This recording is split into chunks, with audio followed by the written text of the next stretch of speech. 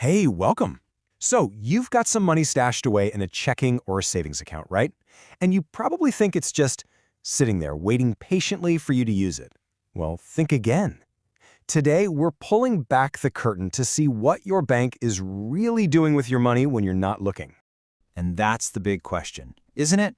Does your money actually sleep in your account? We all have this cozy image of our cash just snoozing away in a safe place. But is that what's really happening? As we're about to find out, the reality is a whole lot more active. And spoiler alert, a whole lot more profitable for the bank. And here it is, the key to the whole thing.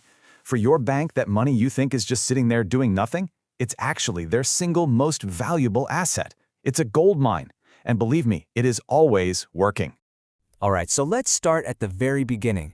To really get how this all works, we first have to bust a pretty big myth about where your money actually goes when you deposit it. So get that picture of a personal vault with your name on it right out of your head. That's not how it works. The second you deposit your money, it gets pooled into this giant, massive fund with everyone else's deposits. And it's that giant pot of cash that fuels the bank's #1 business. And what is that #1 business? You guessed it, lending money. This is the heart of the whole operation. It's the most basic, fundamental way a bank makes a profit. Okay, the mechanism here is almost ridiculously simple. On one side, the bank takes your deposits and lends that money out to someone who wants to buy a house, and they charge them, let's say, 4% interest. On the other side, they pay you maybe 1% on your savings. That gap right there, that's pure profit for them. And that gap actually has a name. It's called the net interest margin. It's really just the difference between what the bank earns on loans and what it pays out to you.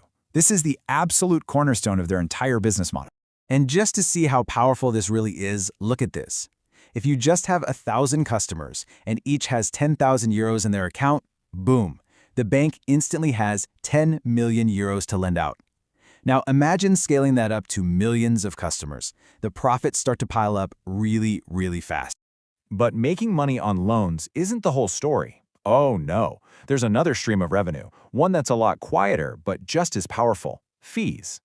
And here's the kicker. Even if you do absolutely nothing with your account, you're probably still paying them. Things like account maintenance fees, annual card fees, or even inactive account fees. Every one of these little charges, which might seem like nothing to you, adds up to a steady, guaranteed income stream for the bank. And just look at how this scales up. A small fee of, say, 5 euros a month might not sound like much, but multiply that by 10 million customers, and suddenly you're talking about 600 million euros a year. That is a massive amount of revenue, and they generated it without lending.